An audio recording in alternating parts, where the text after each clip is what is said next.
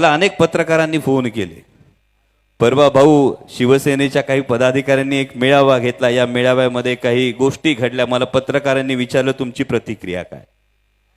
मी सांगितलं सुनील भाऊ प्रामाणिकपणे की लोकसभेच्या निवडणुकीत या सगळ्या शिवसैनिकांनी जीवाचं रान केले माझ्या निवडणुकीला, याची मला पूर्ण जाणीव आणि पूर्ण जाण अजून सुद्धा आहे। आणि त्यामुळे त्यांनी त्यांची भावना व्यक्त केली। ही भावना म्हणजे कसं असतं की कुटुंबातल्या ज्येष्ठाकडे अधिकारानं घरातलं माणूस जर काय बोललं तर तो वाद चव्हाट्यावर आणायचा नसतो, म्हणून मी तुम्हाला कोणतीही प्रतिक्रिया दिली नाही। त्या सगळ्या शिवसैनिकांचा हा हक्क आहे माझ्यावर, आणि मला ही पूर्णपणे कल्पना आहे, ही पूर्णपणे जाणीव आहे की एक सच्चा शिवसैनिक हा कधी आणि कधीही विसरणार नाही की माननीय उद्धव साहेब ठाकरे जेव्हा हॉस्पिटलमध्ये ऍडमिट होते, मानेखाली शरीर संवेदना बधीर झाल्या होत्या, ही परिस्थिती होती। अशा परिस्थितीमध्ये माननीय पक्षप्रमुख उद्धव साहेब ठाकरे असताना त्यांच्या पाठीत खंजीर खुपसून सरकार पाडण्याचं ज्यांनी पाप केलं त्यांना आधी खाली खेचणं हे प्रत्येक शिवसैनिकाचं सुद्धा कर्तव्य आहे, हे प्रत्येक जण जाणतो। आणि म्हणून मला ती खात्री आहे। आणि त्यामुळे भाऊ आपण म्हणालात त्या पद्धतीने माऊली शेठवर माझा पूर्ण विश्वास आहे। अत्यंत सच्चा, निर्लज, अत्यंत निस्वार्थी असा हा कार्यकर्ता आहे। आणि नक्कीच महाविकास आघाडीचं शिवसेनेचं व्यापक हित माऊली शेठ नक्की डोळ्यापुढे ठेवतील, हा मला त्यांच्यावरचा विश्वास आहे। आणि त्याचबरोबर यांना इतर अनेक गोष्टी सुरू झाल्या। परवा कोणीतरी असं म्हणालं की कुणाला तरी चौगुले काका राष्ट्रवादी काँग्रेस पक्ष एकसंध ठेवायचा होता।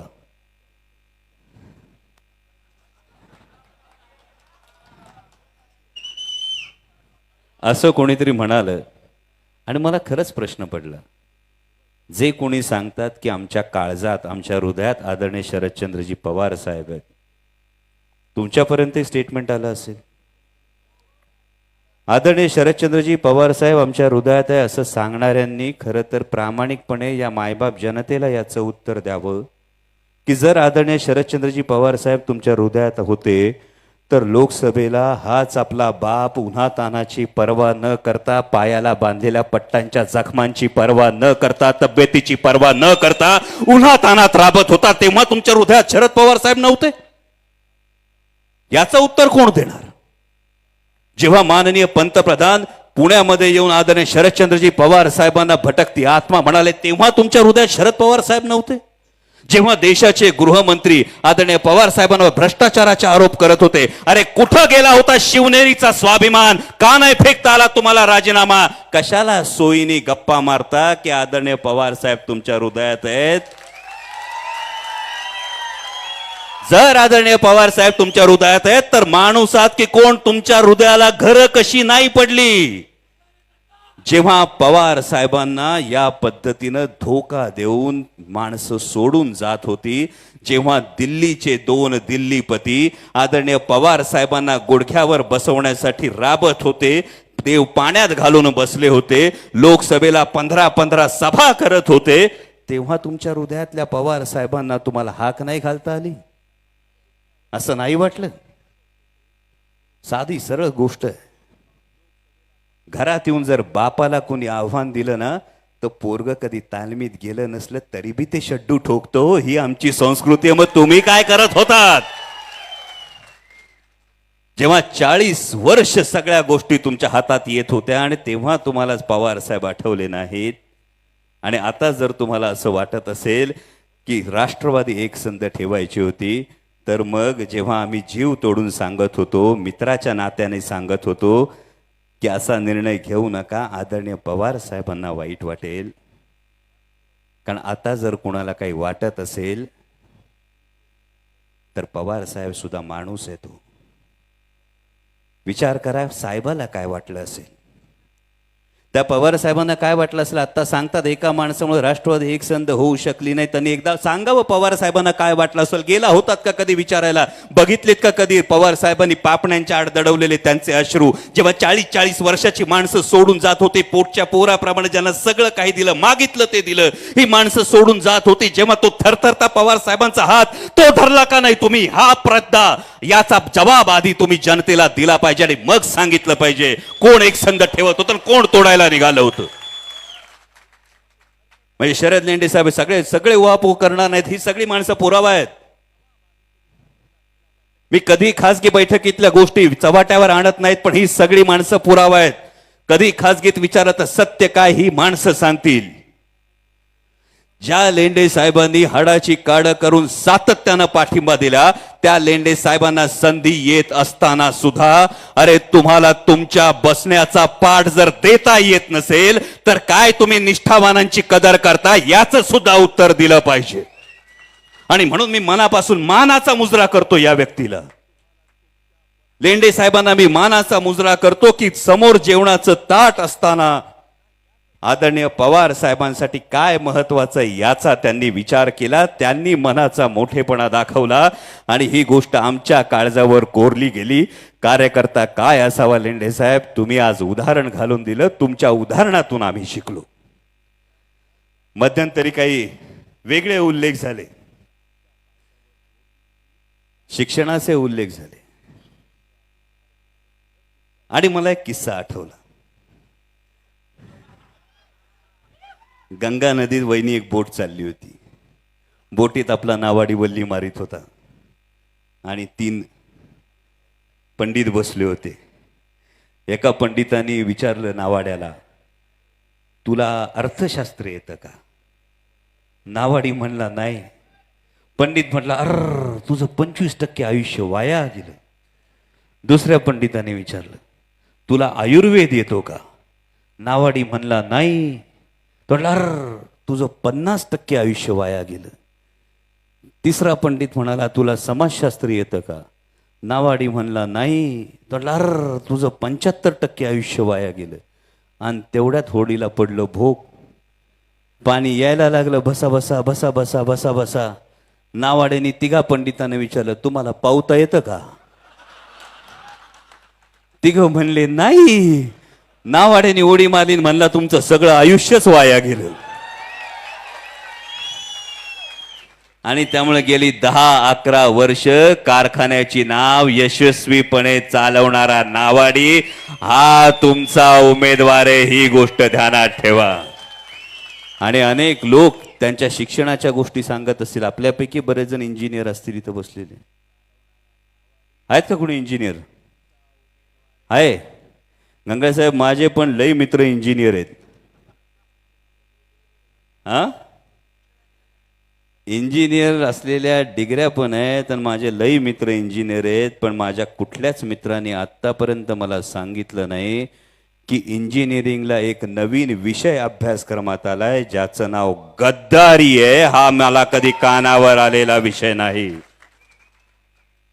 आणि त्यामुळे ज्यांनी गद्दारी केली असेल, आदरणीय शरदचंद्रजी पवार साहेबांचा साथ सोडली असेल. खरं तर उमेदवार शरद लेंडे साहेब आहेत, उमेदवार सत्यशील दादा शेरकर आहेत, उमेदवार मोहित भाऊ ढमाले आहेत, उमेदवार अंकुश आंबले आहेत, उमेदवार माऊली खंडागळे सुद्धा आहेत. पण त्याही पलीकडे उमेदवार जर कोण असेल तर ते आदरणीय शरदचंद्रजी पवार आणि माननीय उद्धव साहेब ठाकरे आहेत. कारण ही निवडणूक मगाशी सचिन भाऊ म्हणाले त्या पद्धतीनं केवळ 2 पक्षांची, केवळ 2 माणसांची अशी निवडणूक राहिलेली नाही. ही निवडणूक तत्व, निष्ठा, स्वाभिमान याची निवडणूक आहे. आज जेव्हा महाराष्ट्रभर फिरतोय, महाराष्ट्रभर फिरत असताना तब्बल 7,500 किलोमीटर फिरलोय, 67 मतदारसंघातून जाऊन आलोय आणि प्रत्येकाच्या चेहऱ्यावर लिहिलंय की आता हे लबाड महायुतीचं सरकार घालवायचं म्हणजे घालवायचं. आणि म्हणून पोटतिडकीने सांगतो भावांनो, उद्या येऊन कोणी भावनिक करल, कोण कुठल्या वेगळ्या गोष्टी सांगल. विचार करा, कांद्याची जेव्हा निर्यात बंदी झाली होती तेव्हा विद्यमान आमदारांना विधान भवनाच्या पायऱ्यांवर बसून आंदोलन करताना बघितलं होतं का? विद्यमान आमदारांना कधी सांगताना बघितलं होतं का जर कांद्याची निर्यात बंदी उठवली नाही तर यात गाठ माझ्याशी हे सांगताना तुम्ही बघितलं होतं का? जेव्हा सोयाबीनचे भाव पडले तेव्हा आवाज उठवताना कोणी पाहिलं होतं का? आणि त्यामुळं भावनिक होऊन मत टाकलं आणि जर मत चुकलं तर विधानसभेत जे कोणी चुकीचे आमदार जर निवडून दिले तर त्यांचं मत आपल्या विरोधात नाही, त्यांचं मत आदरणीय पवार साहेबांच्या विरोधात असणारे, मान्य उद्धव साहेब ठाकरे यांच्या विरोधात असणारे, राहुलजी गांधी यांच्या विरोधात असणारे, याची फक्त जाणीव ठेवा. आणि म्हणून आज तुतारीला मत म्हणजे पवार साहेबांना मत. तुतारीला मत म्हणजे उद्धवसाहेब ठाकरेंना मत, तुतारीला मत म्हणजे राहुलजी गांधी यांना मत. आणि त्याच्याच उलट विचार करा. आता घड्याळाला मत म्हणजे भाजपला मत. ज्या भारतीय जनता पक्षाने आपला कांदा उत्पादक शेतकऱ्यांच्या ताटात माती कालवली, ज्या भारतीय जनता पक्षाने आपल्या टोमॅटो उत्पादक शेतकऱ्यांच्या स्वप्नांचा चिखल केला, ज्या भारतीय जनता पक्षानं तुमच्या माझ्यावर जीएसटी लादून लादून आपल्या खिशातून भरमसाठ सगळी संपत्ती लुटून दिली, ती ईस्ट इंडिया कंपनी सारख्या वागणाऱ्या भारतीय जनता पक्षाला मत आयुष्यात कुठलाही शेतकरी देणार नाही. म्हणून जाता जाता एवढंच सांगतो भावांनो, आपली सपराची घरं स्लॅबची झाली, त्या आनंदात शरद पवार आहेत. आपल्या जिरायती जमिनी बागायती झाल्या, त्यात पिकणाऱ्या ऊसाच्या गोडव्यात शरद पवार आहेत. आपल्या जमिनीत पिकणाऱ्या भाजीच्या देठात शरद पवार आहेत. आणि काही जरी झालं तरी बाप विसरायचा नसतो, त्याच्या सुरकुतलेल्या चेहऱ्यातून सुख होऊन व्हायचं असतं. आणि म्हणून एवढंच सांगतोय जाता जाता, महाराष्ट्रभर फिरतोय. लोकसभेला बी सांगितलं होतं, लोकसभेला पण तुम्हाला सांगितलं होतं का स्वतः निवडणूक लढवत असताना सुद्धा, याला म्हणतात जनतेने निवडणूक हातात घेणं. दादांनी आत्ताच लिहून टाकले माजी आमदार.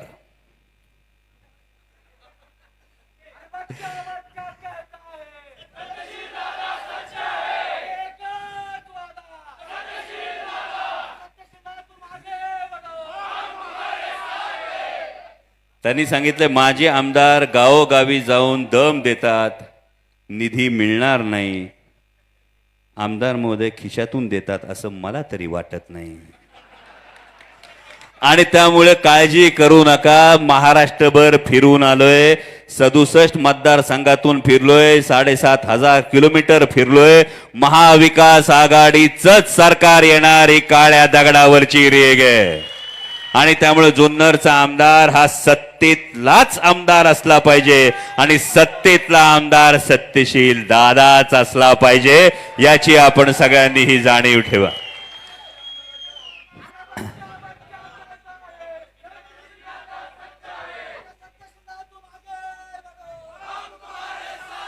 तुम्ही सांगितलेला फोन बी लक्षात आहे.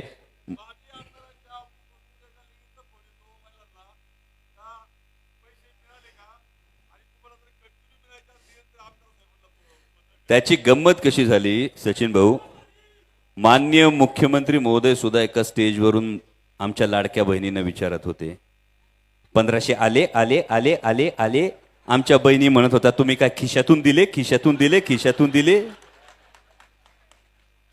आणि जसं मगाशी सांगितलं, आता भाऊबीज आहे, भाऊबीजेला आल्यानंतर भावाला ओवाळलं, भावाने भाऊबीज टाकली, तर बाहेर जाऊन भाऊ काय होर्डिंग लावतोय का, टाकली टाकली टाकली भाऊबीज टाकली बरं का, झालंय का असं? जर असं कधी झालं नसेल तर ही नाती जी आहे,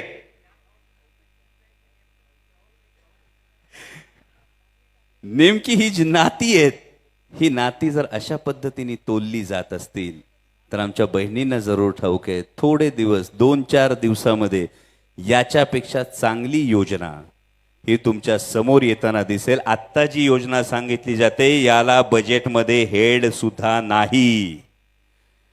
तुम्ही सत्ता पक्षातलेच काही आमदारांना बोलताना ऐकलं असेल, निवडणुकीनंतर योजना बंद करणार, हे करणार. काळजी करू नका, हे सत्तेवरच राहणार नाही तर निवडणूक नंतर योजना काय बंद करणार.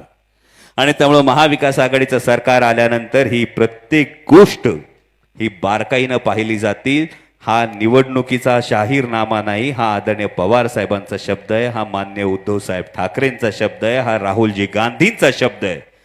आणि म्हणून जाता जाता एवढंच सांगतो, राज्यभर फिरावं लागतंय. आजही तुम्ही बघितलंय, सकाळी किनवटला जायचं होतं, त्यानंतर पिंपरी होतं, चिंचवड होतं, त्यानंतर आलो, परत जायचंय.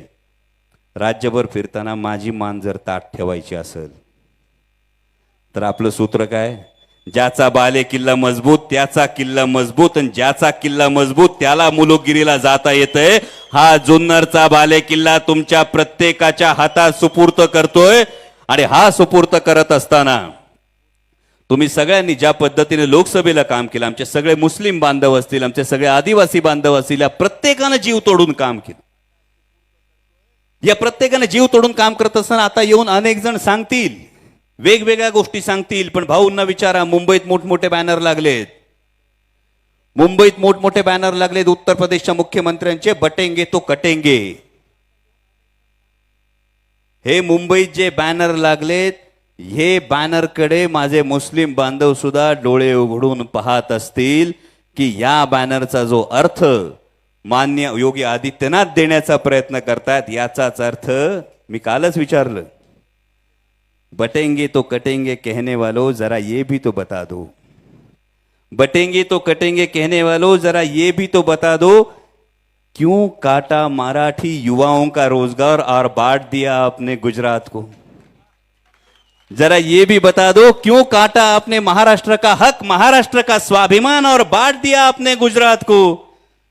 तर मग महाराष्ट्राची भाकरी खाऊन गुजरातची चाकरी करणाऱ्या सरकारला आता घरी पाठवल्याशिवाय स्वस्थ बसू नका, एवढीच तुम्हाला कळकळीची सांगणी आहे.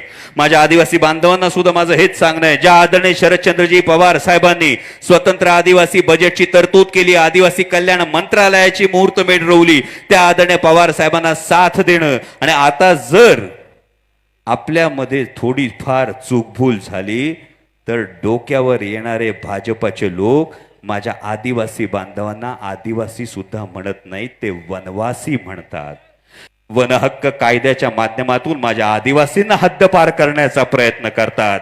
या पद्धतीने माझे आदिवासी बांधव असतील, माझे मुस्लिम बांधव असतील, माझा बहुजन समाज असेल, 18 पगड जाती, 12 बलुतेदार, 16 अलुतेदार, या सगळ्यांना मिळून माझ्या छत्रपती शिवाजी महाराजांनी स्वराज्य उभं केलं होतं. हा स्वराज्य म्हणजे महाराष्ट्राचा स्वाभिमान आहे. या स्वराज्यातून उभा राहिला तो महाराष्ट्र धर्म आहे.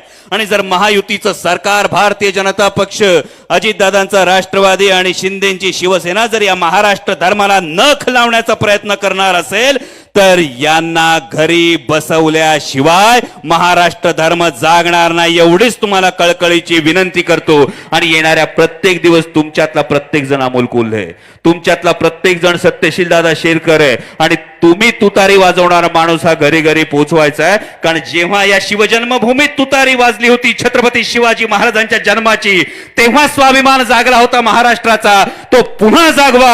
आणि पुन्हा तुतारीचा गर्जना, तुतारीचा निनाद या जुन्नर तालुक्यात घुमू द्या, एवढीच विनंती करतो आणि थांबतो. धन्यवाद. जय